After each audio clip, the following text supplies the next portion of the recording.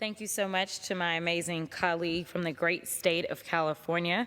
Mr. Speaker, I rise today with a simple but clear message. First of all, I just got to clear up a few things.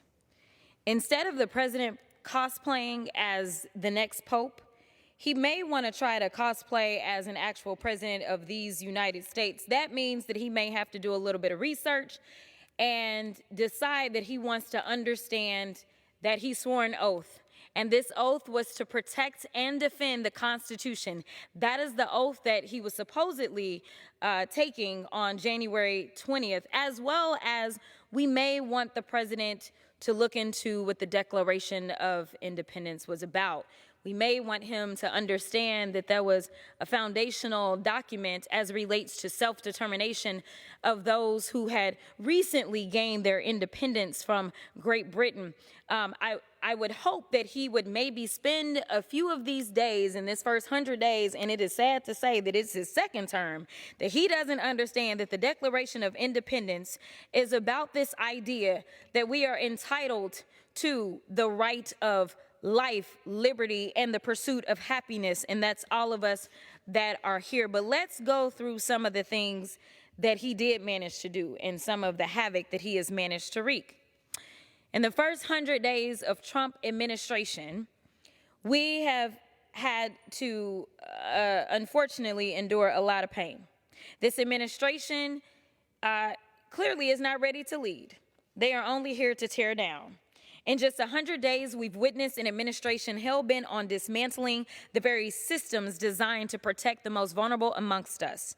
And for Black Americans, those of us who have always carried the weight of a broken system and bad policies, the danger is real, it's tangible, and it is urgent. Let me be clear, the last 100 days have not been an accident or a fluke. He has done exactly what he said he was going to do. He gave us the blueprint in Project 2025. Some tried to warn us of the dangers, and well, here we are. Let's talk about education. Within weeks of taking office, the Department of Education quietly rescinded guidance encouraging schools to teach honest, inclusive Black history. Instead, they're attempting to whitewash history and have begun promoting so-called patriotic education, a sanitized version of history that skips over slavery, Jim Crow, redlining, and systemic racism. He signed an executive order reinstating, quote, common sense discipline practices in school, rolling back previous administrations' attempts to address racial disparities in school discipline practices. Make no mistake, these decisions have a direct impact on Black children, children who deserve a fair shot to learn in safe and supportive environments. Let's talk about housing. HUD announced plans to gut fair housing rules meant to fight discrimination. You know, the same ones that he violated back when he was a landlord so many years ago. Yeah, those same rules that were supposed to fight discrimination in lending and zoning.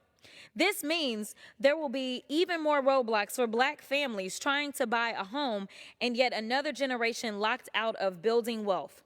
Let's talk about public safety. While they're cutting after-school programs and community violence prevention, they are pouring millions of dollars into militarizing police departments. They're criminalizing our communities while stripping away the very resources that keep us safe. And finally, money talks, so let's talk money.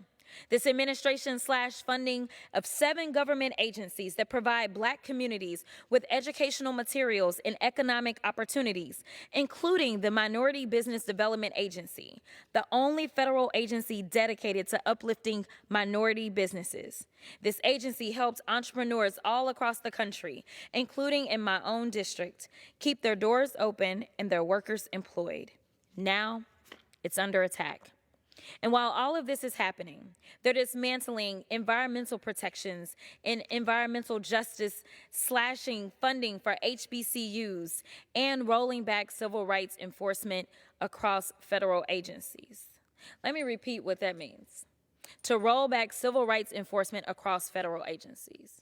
This is the so-called DEI attacks that we continue to endure in this country. This is their way of trying to roll back the Civil Rights Act of 1964 that so many died and bled for.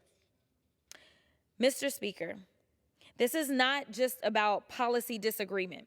This is about direct attacks on Black futures, Black prosperity, and Black freedom. This is about right versus wrong, point blank. But here's what they don't understand. We've seen this playbook, and every time they've attempted to silence us, erase us, and hold us down, we've resisted and we've pushed this country closer to the ideals it claims to hold. They are trying to bury us, but what they don't realize is that we are seeds and still we rise. I stand here a proud Black woman and a proud member of the Congressional Black Caucus, and I refuse to stand by while this administration tries to turn back the hands of time. We will resist. We will continue speaking truth to power, and we will keep organizing until everybody is free. Because in the words of Fannie Lou Hamer, nobody's free until everybody's free. I yield back.